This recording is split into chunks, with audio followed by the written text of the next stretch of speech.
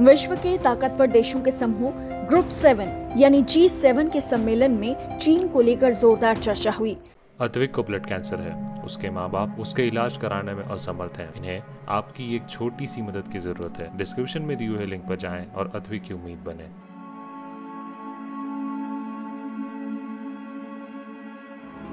G7 देशों में Britain, Canada, France, Germany, Italy, Japan और संयुक्त राज्य अमेरिका आते हैं। इस बैठक में अमेरिकी राष्ट्रपति जो बाइडेन समेत G7 ग्रुप के सभी शीर्ष नेता पहुंचे हुए थे। लेकिन चीन पर चर्चा के समय G7 देशों के नेताओं के आपसी मतभेद इतने तीखे उभर कर आए कि CNN की रिपोर्ट के मुताबिक एक समय पर मीटिंग के कमरे के सारे इंटरनेट कनेक्शन काट दिए गए।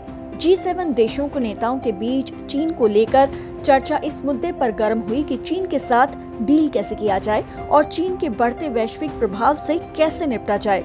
इस दौरान शिनजियांग प्रांत में जबरन मजदूरी करवाने और उइगर मुसलमानों के मानवाधिकार पर भी चर्चा हुई। चीन के साथ कितनी सख्ती बरती जाए, इसे लेकर G7 देशों के नेता एकमत नजर नहीं आए। आपको बता दें कि 2019 के बाद पहली बार G7 देशों के नेताओं ने आमने सामने मुलाकात की। इस मुलाकात में जो बाइडेन जहां खुलकर चीन के खिलाफ नजर आए, तो वहीं G7 के कई नेता सीधे तौर पर एंटी चाइना ब्लॉक में अपने को दिखाने से कतराते दिखे। कनाडा, फ्रांस और ब्रिटेन ने जहां चीन को लेकर अमेरिका का समर्थन किया, तो वहीं जर्मनी, इटली और यूरोपियन यूनियन में चीन की खुली आलोचना पर हिचकिचाहट दिखी। इससे पहले शनिवार को गरीब देशों को चीन से मिल रही इंफ्रास्ट्रक्चर फंडिंग के जवाब में अमेरिका के नेतृत्व वाली योजनाओं का अनावरण किया गया। इन देशों ने भविष्य की महामारियों को रोकने के लिए भी एक नया समझौता किया है। G7 देशों ने सामूहिक तौर पर वादा किया है कि वो आर्थिक तौर पर पिछड़े और मध्यम देशों में अरबों के निवेश को प्रोत्साहित करेंगे। उनकी भागीदारी इन देशों में बढ़ेगी और योजनाओं में भी पारदर्शिता बरती जाएगी। G7 देशों की बिल्ड बैक बेटर वर्ल्ड परियोजना को चीन की महत्वाकांक्षी बेल्ट एंड रोड पहल का जवाब माना जा रहा है। इसके जरिए गरीब और छोटे देशों को चीन की ओर से गलत तरीकों से दिए गए ऋण की भी आलोचना की गई है।